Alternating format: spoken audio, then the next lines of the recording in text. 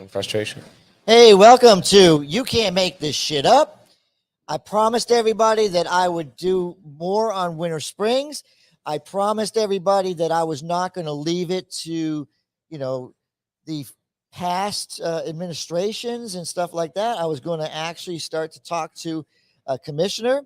I have a very good friendship, I believe, with Cade Resnick, Dr. Cade Resnick, our sitting commissioner, second time, right? Yep, coming back for seconds. Yeah, because you did a run for school board. I did. I served as commissioner from 2010 to 2018 and tried to run for school board. I was not successful there, though. Well, that was my fault, but we'll talk about that later.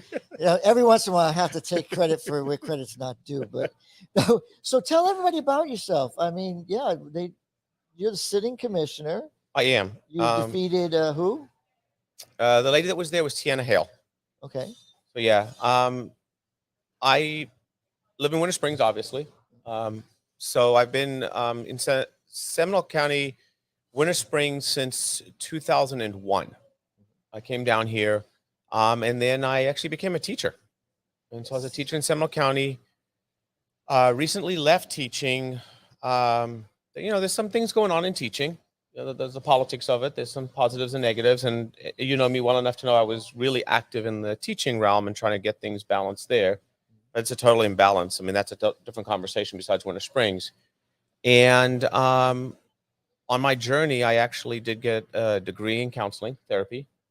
And part of my doctorate involves people, humanity, and humans. And so I left teaching and went back to become a therapist again.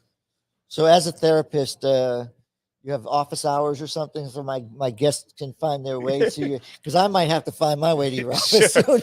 I mean, people can find me on the different ways people find therapists. One of the most popular is a website called Psychology Today. People come in. Okay. But, I work at a place in Oviedo. It's a really great therapy center. And hours are basically what appointments I can make with you and then build a relationship. And that's really what therapy starts off with, is a relationship. Yeah. And then you start the therapy side of helping the person get better. You got to build trust and everything. I went to a marriage counselor, or a couples counseling one time, and it's like the counselor tried to jump straight in. Yep. And didn't even get to the root. Like, okay, well, this is where you're at. This is where my wife and I looked at each other and said, yeah, after 36 years, we did a better job understanding. But it's fun to be with you, Cade. And we talk about a lot of good things that you were doing in Winter Springs. Right.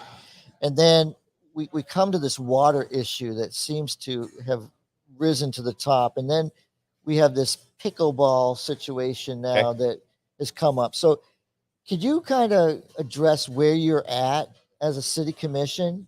Sure. On the water? Well, I think it might be easier if I kind of share the history, a little bit more of my history of my role in Winter Springs prior. Okay. And I don't know if you remember this, but it was 2009, and I was involved in the chamber at the time. It was the Oviedo Winter Springs Chamber, and we were just coming out of a recession. And the big conversation going on in Winter Springs was business needs to be friendlier. The city needs to be friendlier towards business. We need to be able to bring in economic development, because there just wasn't. At that time, the town center was dead. A couple of businesses here and there, but for the most part, it was empty.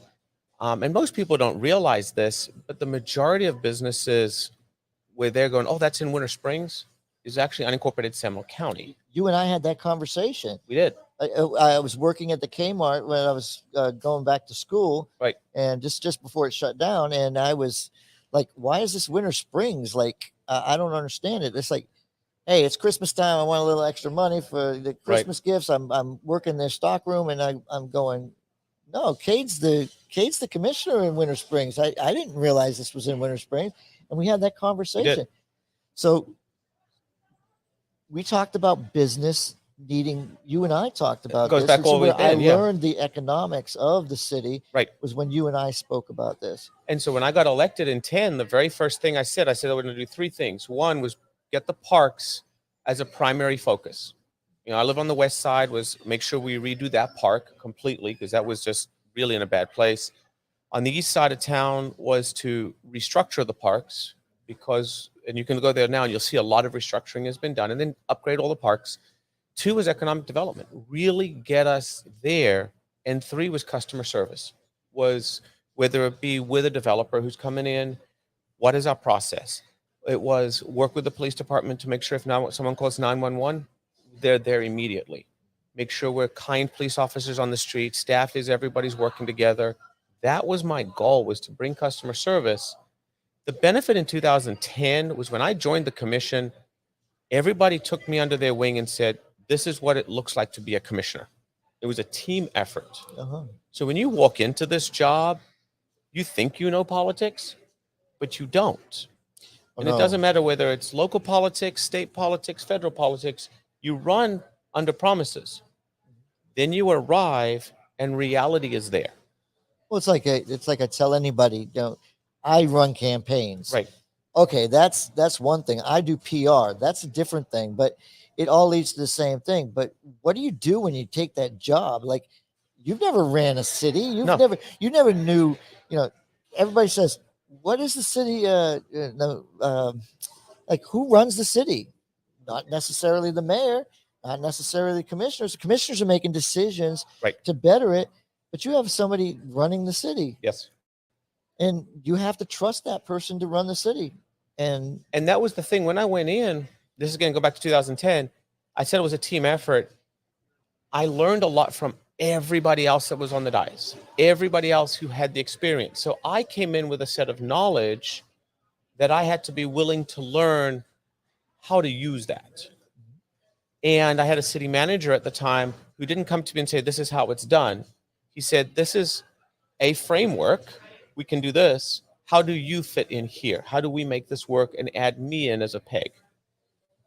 And at the time, there were a couple people. Charles Lacey was one of those. He got elected at the same time that I did, but he had a lot of Winter Springs knowledge. You had Joanne Krebs, who was on the dais, but had a lot of background on the city all the way back from when she started on boards. So these were people I could say, help guide me. I want to do this. How do I do it? It was also very open access to the directors and staff. It wasn't me going to them and saying, do this. It was me going to them and saying, how do we make this work? I'd like to figure out, can this work? Can this not work? What are the pieces? How did the puzzle work? It was a team. And it wasn't just me. Everybody did the same thing. When I left in 2018, I felt the city was in great hands, in great shape, and I had accomplished the 3 things that I wanted to accomplish. And it was time for me to try something new, which was the school board. Well, you were a teacher and you had a passion. There was a lot of violence in the schools at the time. I mean, you were, for me, you were my candidate. I mean, and you knew that, but it was a tough race. And because it was an open school board, it was an open school board seat. So that made it more competitive. Yeah. So, and I was somewhat the insider candidate. We've looked at it many different ways, but to the person that won, she's doing she won, she earned it. Having said that, there's things I could have done differently. But in 2018, it was sort of, you saw a tidal shift. Yeah. And it was a fascinating thing. Yet from that campaign, I learned what I needed to do for what campaign I ran next, which was the city campaign. Well, you're in good hands if you decide that you want to do anything else. David and I'll take it. Listen, I have to pitch my company. Now, tell me, so the water situation, so they keep saying it was way in the past, and that would mean that you were there when it was crumbling. Okay. I mean, that's what that statement would be, but yes, you had no awareness that this was a problem at the time, did you? Well, no, let me share more accurately how that worked. Okay. So I told you I had access to the directors, we had access to staff, we talked to people. We knew that both the city water and the wastewater treatment plants were getting towards the end of life. It wasn't a surprise to anybody that this was coming up, 50 years, give or take. Right. Coming out of the recession, one of the very first meetings I had with the city manager was, we don't have any money to fix them right now. I'd like to create a savings plan. And at that time, the new finance manager who came on the same time I did was a guy named Sean Boyle, who we'll talk about later on, I'm assuming. He helped set up that savings plan that was every year going to go into the budget and prepare us for a 2018-19 analysis, and then build in 2021 for what we needed. That plan was in place. So there are pictures of how bad it was, or how bad this was, or how bad that was. When I left in 18, it didn't look exactly like that. And maybe in a year, it really got worse. Yeah. But the plants were working. They're on their last legs, but they were working. And you had a plan. You knew it was coming, and you had a plan. And unfortunately, elections have consequences. You stepped away, and a new group of people get elected. Yes. Do they have the opportunity to throw out plans or redirect? Yes. And so that's really what happened. So as we take a look at the reality of it, is the city manager I mentioned left to go to Lake Mary. He has his reasons for leaving. He shared them with me, but we'll just leave it at that. Right. He got an opportunity to go to Lake Mary. The gentleman I told you was the finance manager, became the city manager. Okay. And there was a commissioner there who really did not like anything the past had done.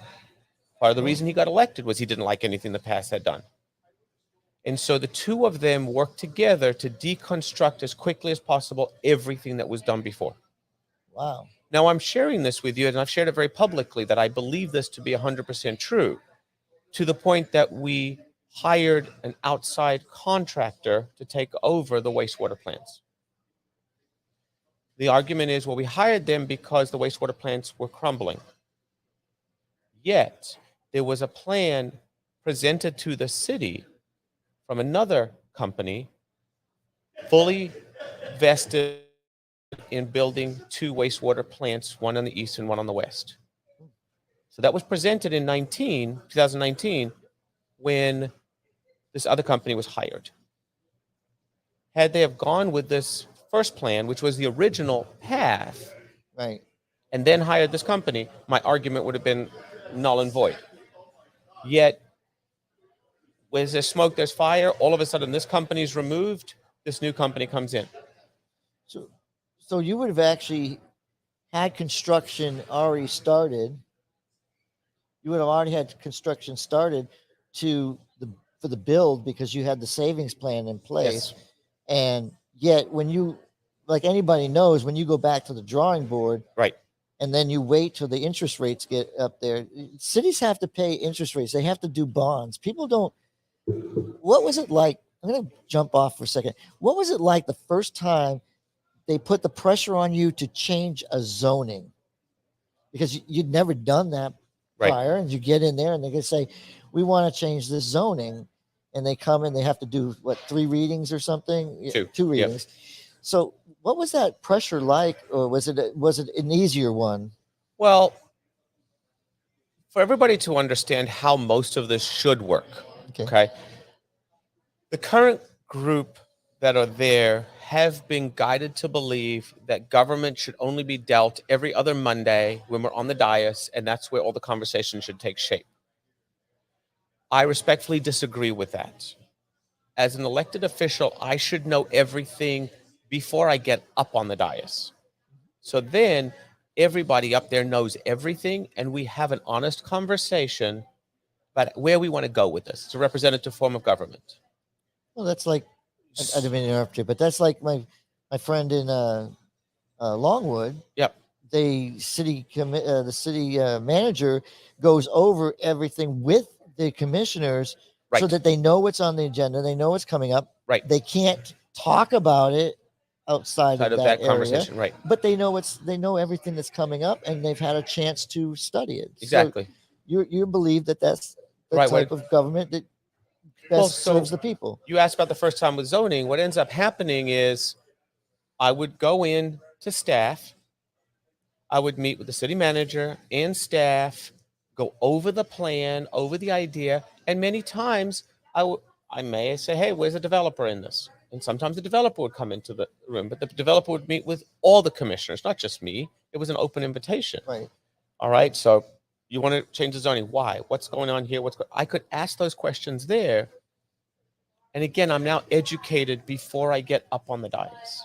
And again, I told you we were a team, so everybody had that opportunity to do that.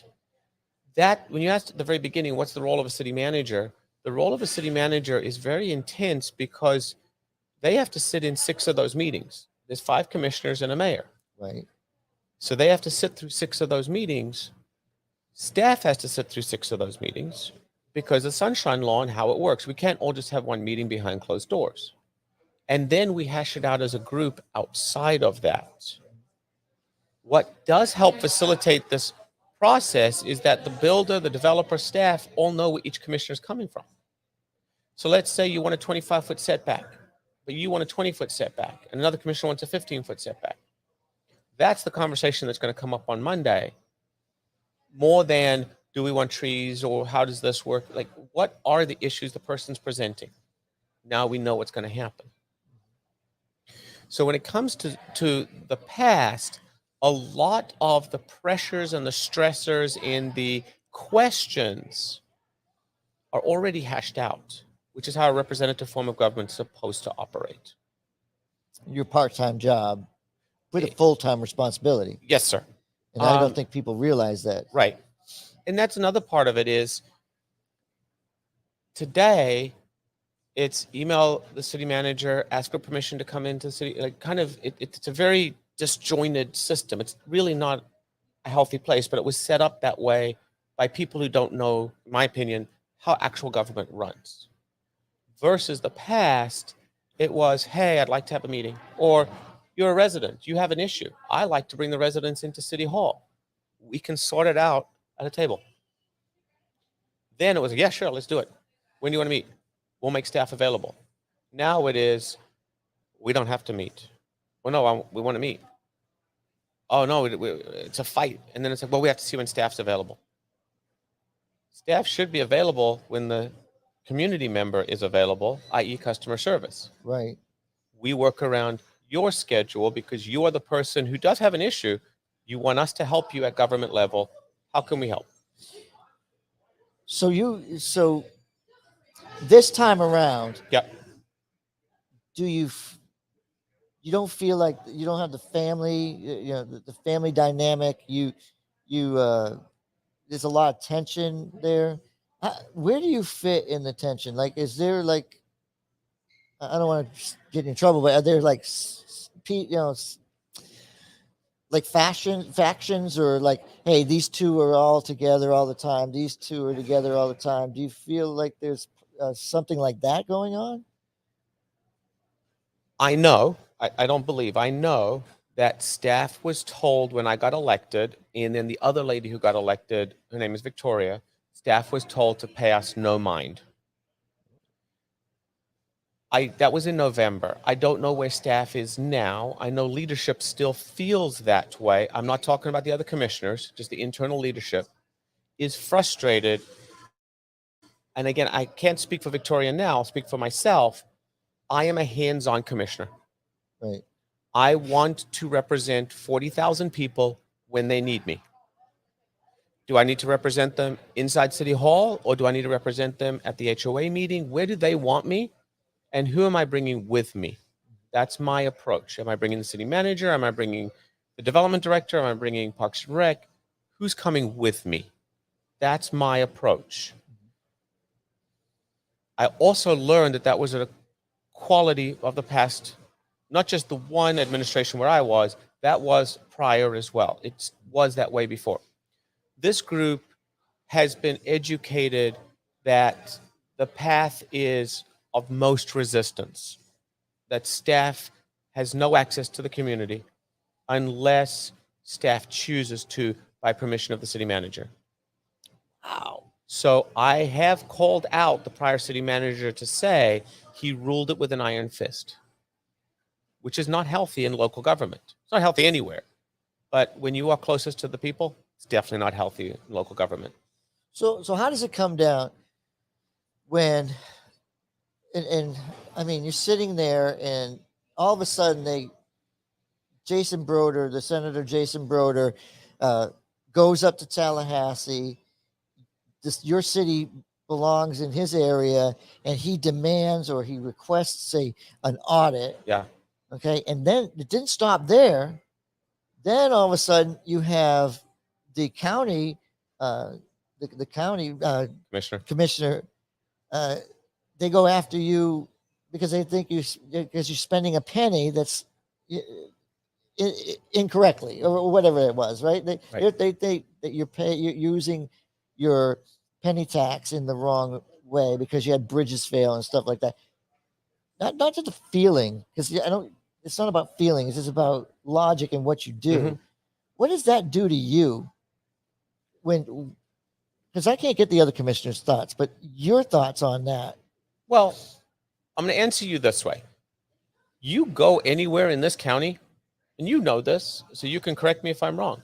Everybody says, what's going on in Winter Springs? What's going on in Winter Springs? What happened in Winter Springs? You're on my show.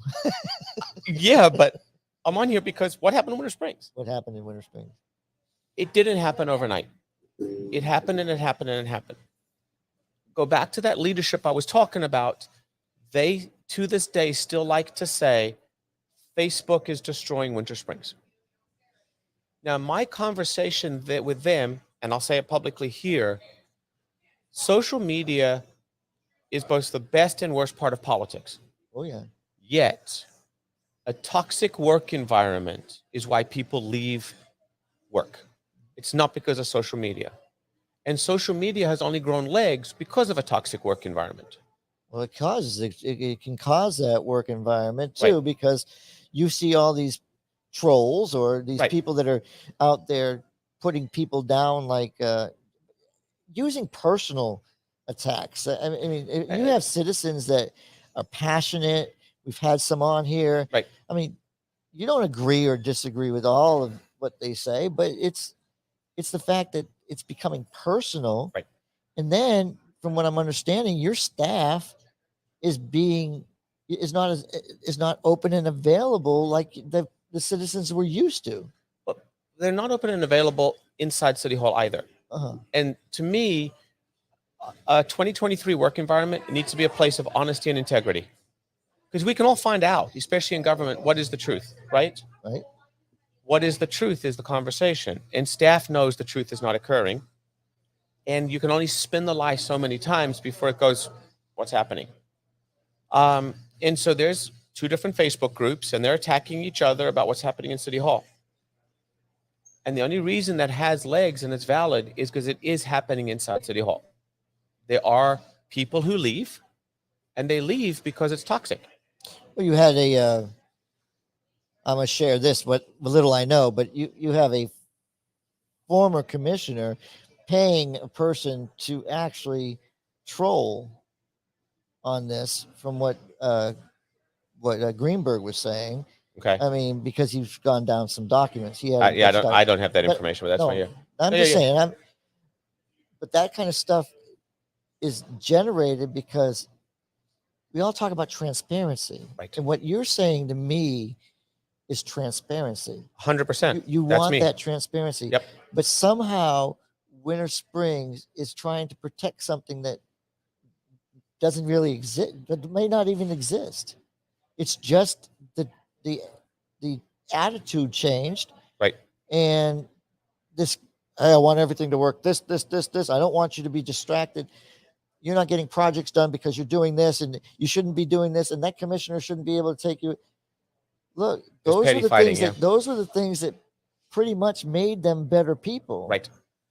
I mean, I think leadership like that is different, but again, city managers change, right?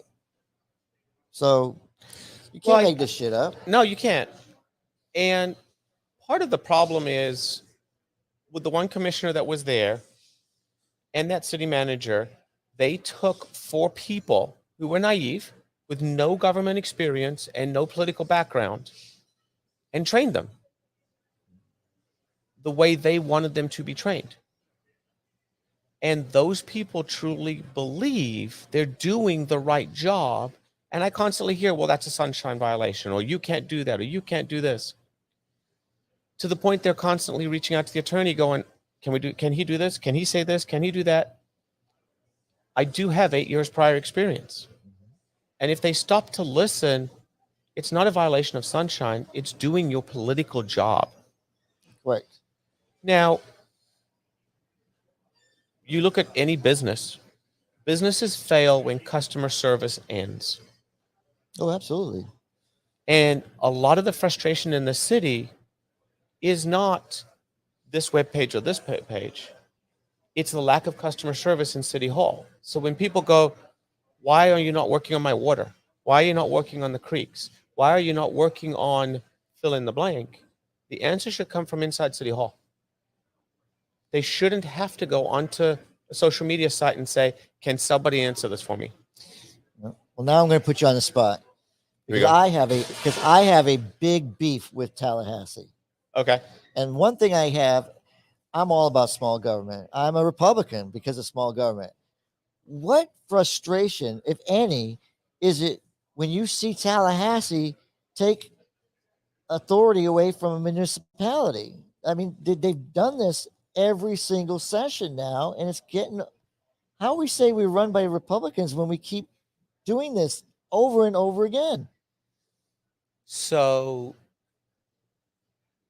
I'll put you on the spot because I know you know everything about what the bills are like. You know that for the last 2 years, you've heard we need affordable housing, you need affordable housing, you need affordable housing. Correct. So this year, out of Tallahassee, they wrote an affordable housing bill.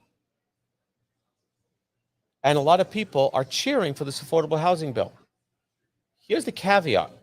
It can go into any commercial or industrial land use anywhere in a city, and the city can't call it to question.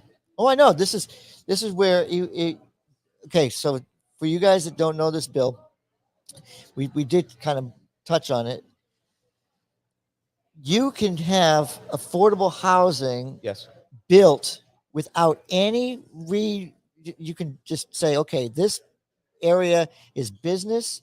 It hasn't been used for a business for so many years or so many months. I don't know the details, but then the city can't even overrule the fact that you want to put affordable housing there. Correct. They can just build it. Boom. And that takes away from the authority of the city. Right. These are the things that drive me bananas. Well, it's at maximum density. So you could have a strip mall, one-story strip mall, right there working fine, and all of a sudden this tall building is going to be put next to it with affordable housing. Yep. Now, I don't have an issue with affordable housing. I have an issue with the fact that you can't look at aesthetic review, you can't look at the actual land use, you can't look at any of the variables a city is supposed to be able to look at to allow a building to go there. What about schools? What Can't about question it? I mean, you don't have schools typically because of a strip mall, right? Right. See, this is what I talk about when I talk about local government. It's the most important government you have. When Tallahassee comes around and takes those powers away from you, it takes a Republican that turns my stomach, right. Because it's like, wait a minute. The reason we have a city is because we didn't like the way the county was running things. So we spent a little extra in taxes. Right. And now Tallahassee says, okay, well, you don't spend any state taxes. You know, we get all our money from tourists. So why don't we destroy the city's plans, right? Why don't we say, look, we need affordable housing so badly. We do. But what's the definition of affordable housing? Right. And where do you put it? And now all of a sudden the state knows better than the city where to put something? Well, for them, they're looking for the political win. You talk about being a conservative Republican with small government. If we go back to Lincoln or you go back to Reagan, fewer rules, more control in the home, more control of the local government to see what's going on. So that's been eroding and eroding and eroding. And we can go through bill after bill after bill and look at how much harder it is for local governments to make rules. How much harder it is for us to construct a viable city, which goes back to everything we've been talking about. It has to be a team approach inside City Hall. It has to be a customer service approach because it's not a customer service approach at Tallahassee. You know, when you talk about some of the things like development as an example, If you look anywhere in Central Florida, people always say, oh, you're overbuilding Winter Springs. It's all the local politicians. You just want to build. You just want to build. You're developer friendly. Oviedo, you're developer friendly. I'll raise my hand and say, I'm not. I remember when there were cow pastures everywhere. Oh, absolutely. When I moved here Right. in 2007, I came up from South Florida. Yeah. I had a dairy farm near the house. Yep. I had, you know where Hawks Crest is? Yes. That used to be part of the Catholics owned it. And now it's like, people don't understand. These were beautiful, beautiful lands. Right. And people paid the Catholic Church to graze cows there. Right. This is an agricultural state, and you're not seeing agriculture around us anymore. It's being pushed away. Right. And then we want to fight with the sugar industry, and we want to fight with all these different industries. But that's where you go to your state. I can't deny a project. People look at me and go, well, you created that. Respectfully, I did not. I can create the boundaries to the best of my ability to say, here's the constraints. A developer comes along and says, I'm going to build it. And I'll go over the storage project with you in a second that just happened in Winter Springs. It's kind of an interesting piece of this puzzle. But Tallahassee has made it developer rights, developer rights, developer rights. And in that, they've taken away all local control. So if the local government turns around and says, you know what, I'm going to fight this. No. The developer drives up to Tallahassee, sets up a lawsuit, and the city has to pay the loss. And more than likely, and this is a truly valid reason, it's going to pass. In my time in Winter Springs, there was a loss. It was a cost us $750,000 loss. So Tallahassee erodes all local government options, and the people blame the local government. So did you have a conversation with David Smith or have any idea that this bill was even there? Yes, I did know the bill was there, and I knew it was coming through. I did not have a conversation with David Smith. There were a couple of other people I had conversations with. I was told basically it was preemptively going to pass. Don't fight the good fight.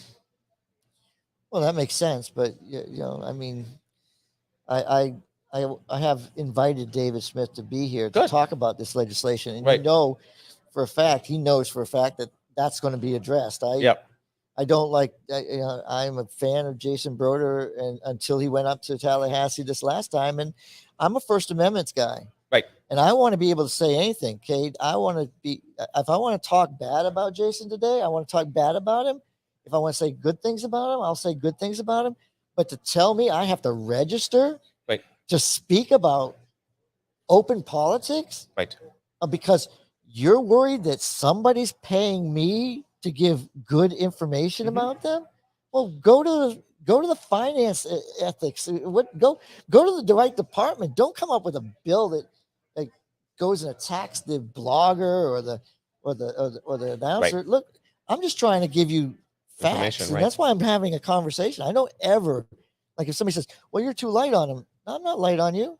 I've asked you some pretty intense questions, but I'm asking you questions that are going to help our cities and our people know that local government is the most important government. What's Tallahassee going to do?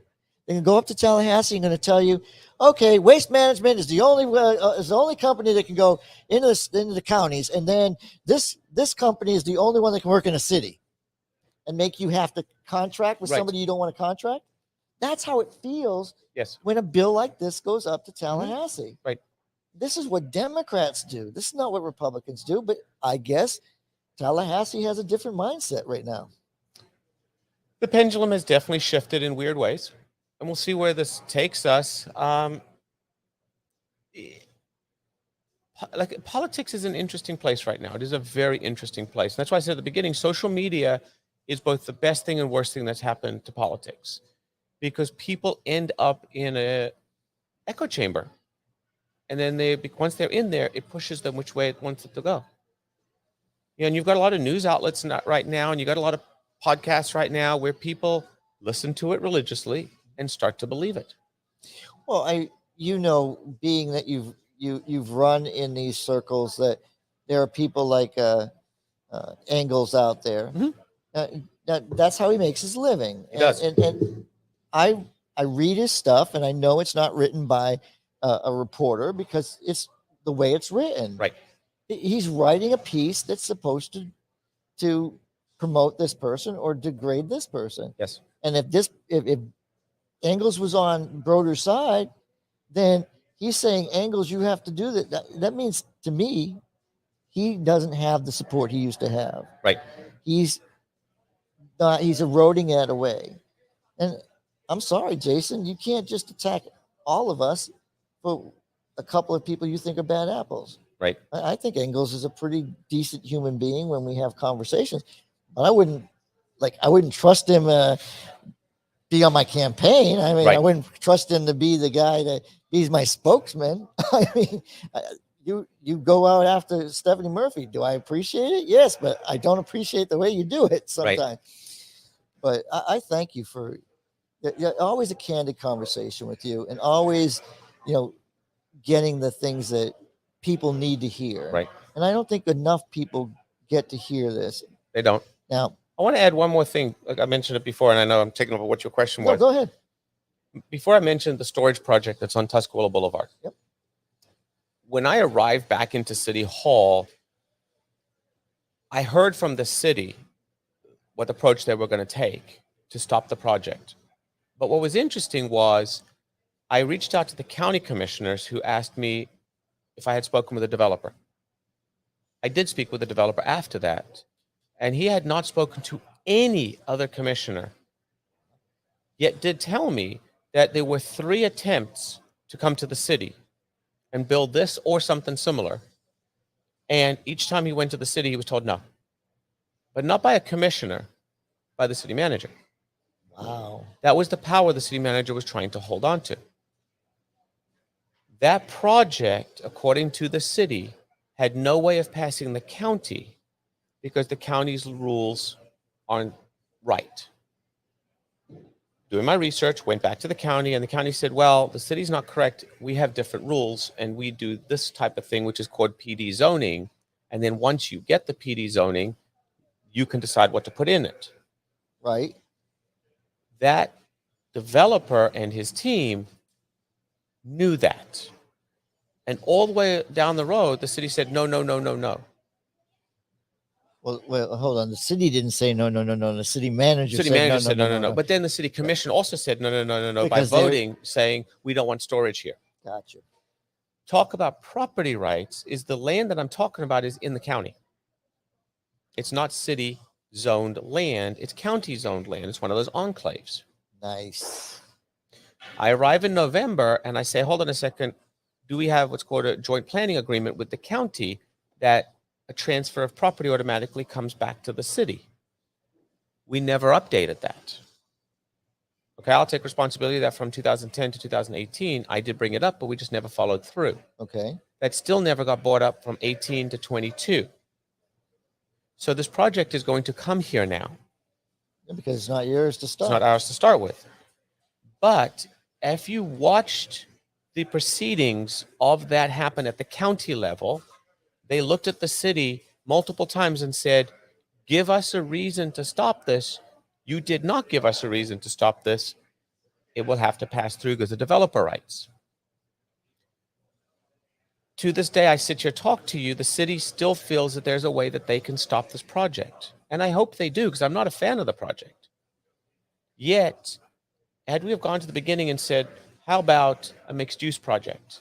How about commercial on the bottom, maybe storage on the top, or commercial on the bottom, apartments, or something different? Or something I mentioned was what I call an entertainment district, which includes restaurants, eateries, hair cuttery, something like that, strip mall type of thing. No options were put on the table. And that's when you remove all the commissioners from the conversation. Too much power in the hands of one person, which is a city manager.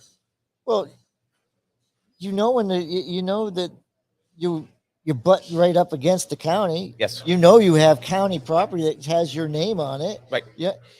we just spoke about that. Yes. And now we have commissioners going, hey, you sure you want us to let this thing go through? They're asking, not Right. specifically. Right. No, They're you're right. giving you a warning that it's their property. It's up in front of them, and you do nothing because your city manager is like, no, it's not going to happen. In a way, yeah. I mean, we could say it was, you're right. And the county was saying the developer has a right to do what they're saying they're doing. Your argument that you're making right now is not going to work, city. Give us a different argument. I don't know what argument they could have given. Right. To me, the best argument goes all the way back to the beginning that says, hey, we really don't want storage here, which is a community environment. Tuscarora Road is homes. Yes, it is. And now you're going to have a 3-story or 107,000 square foot storage unit built there. Okay. What else could it have been? That's when you go to the developer at the very beginning stage and say, what else could you bring here? You know what else they would have built? I don't know, but we could have. If they don't build the storage, they're going to build the car wash. I mean, everywhere you look, it's either a car wash or storage. But thank you very much, Cade. I'm glad you brought that up. Yeah. You can't make this shit up. And I thank Cade, Dr. Cade Resnick, for being here. Absolutely. Commissioner, you're always welcome to come back. Any Thanks subject. Maybe next time we'll talk about campaigning, because you know what? You were a hard knocking door campaigner, and that's the way to do it. So thank you very much. You got it, sir.